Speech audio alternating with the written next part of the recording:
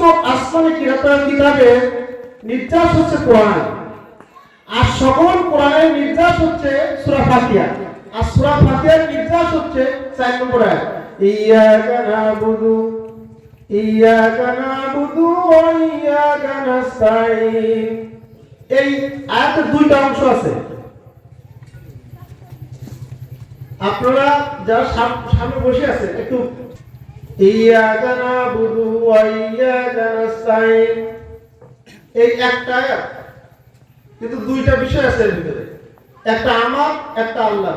ইয়াকা নাবুদু, আমি আল্লাহর ইবাদত করি, ওয়া ইয়াকা নাস্তাঈন, তার কাছে সাহায্য চাই। কার কাছে?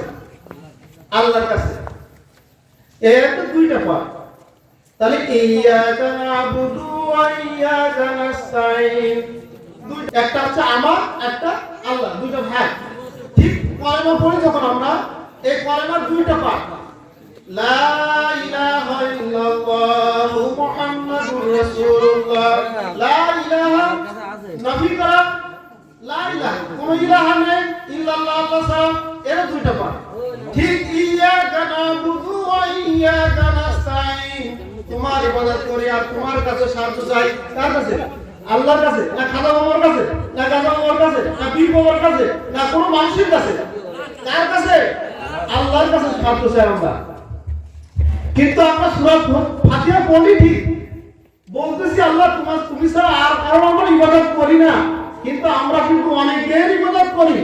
আমরা মুসলমানরা গাছের ইবাদত করি, আমরা গাছের ইবাদত করি এবং মানুষের ইবাদত করি, গভর্নমেন্টের ইবাদত করি, চেয়ারম্যানের ইবাদত করি, মেম্বারের ইবাদত করি, কোন মানুষ পীর ফকিরদেরকে আমরা তাদেরকে ইবাদত করি।